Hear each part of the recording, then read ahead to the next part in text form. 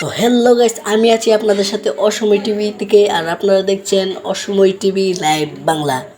তো আমি আপনারা জানেন যে, সবাই জানেন যে বর্তমানে বাংলাদেশ ছেড়ে শেখ হাসিনা পালিয়ে গিয়েছে। তো আমার পিছনে একটি ভাই রয়েছে, তাকে আমরা জিজ্ঞাসাবাদ করব যে শেখ হাসিনা চলে যাওয়াতে তার অনুভূতি কী।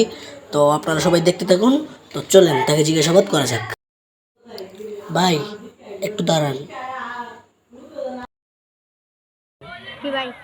ভাই, শেখ হাসিনা যে দেশ ছেড়ে চলে গেছে, তাতে আপনার অনুভূতিটা কি দর্শকদের যদি একটু বলতেন। আমি দর্শক মুন্ডি দাদার লগে ফালাই গেছে।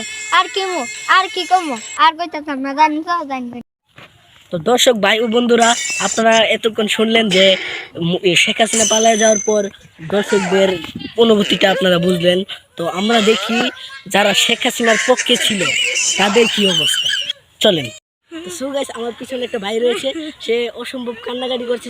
আমরা এখন দেখবো সে কিসের জন্য কান্নাকাটি করছে, আপনারা দেখতে পাবেন। চলেন ভাই। তো ভাই, আপনি তো কান্নাকাটি করতেছেন কেন? দর্শক যদি একটু বলতেন। ভাই, কান্দা করতেছি কেন জানেন? আমি ছিলাম হাসিনা পুকে। হাসিনা গেছে গা মুদি দাদার লগে পালায়া। মানে হাসিনা তো গেছে আমার আরো গোটা পুইরা নিয়ে গেছে। মানে আমি কানতাম না, আমার রাস্তার ফুটি বানাই দিয়ে দিচ্ছে।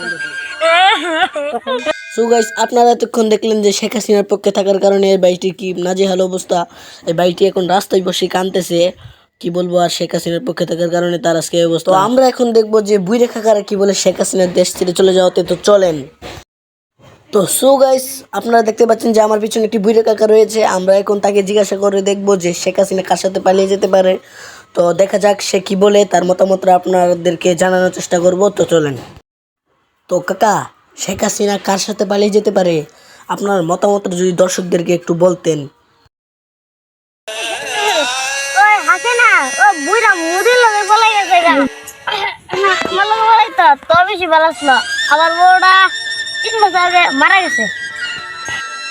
তো গাইস, আপনারা দেখলেন বুইরা কাকার অনুভূতি। তো বুইরা কাকা চাচ্ছিল যে মুদির সাথে না পালিয়ে বুইরা কাকার সাথে পালালে নাকি বুইরা কাকার অনেক ভালো হতো।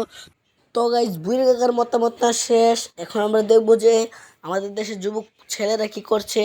তো আমরা এখন দেখবো যে আমাদের দেশের যুবক ছেলেরা কি বলছে শেখ হাসিনাকে নিয়ে। তো আমরা এখন দেখবো আমার পিছনে 3জন যুবক রয়েছে। তো আমরা তাদেরকে জিজ্ঞাসাবাদ করব যে শেখ হাসিনাকে নিয়ে তাদের অনুভূতি কি আপনাদেরকে জানানোর চেষ্টা করব ও সব কিছু ক্লিয়ারভাবে জানার চেষ্টা করব। তো চলেন।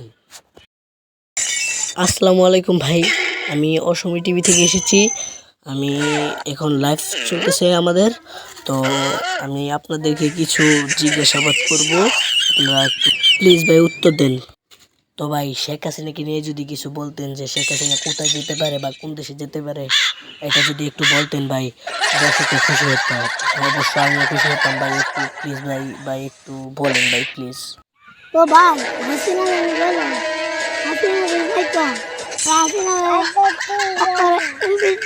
মানুষের দ্বারা ক্ষমা চলে আর হাসিনা যা শুরু করছে তা ঠিক করার কোনো ব্যাপার নেই। বুঝছেন? হাসিনা পালা গেছে মোদির দাবার দ্বারা ইন্ডিয়া। বুঝছেন? মোদির দাবার ধরে আছে সম্পূর্ণ ভিডিও মোবাইলে দেখা যায় মোদির দাবার। আপনারা আমাদের দর্শকদের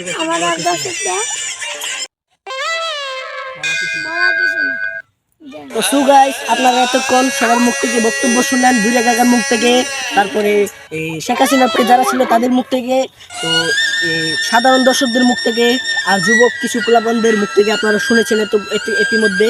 তো আমি আপনাদের সাথে ছিলাম এতক্ষণ অসময় টিভি থেকে। তো আমি আপনাদেরকে এখন জানাচ্ছি আসসালামু আলাইকুম। অসময় টিভি সংবাদ বিষয় 010111 শেখ হাসিনা। তো এতক্ষণে আমরা শেখ হাসিনার বিষয় সব কিছু জানালাম আপনাদেরকে। তো আমরা এখন বিদায় নিচ্ছি। Good bye.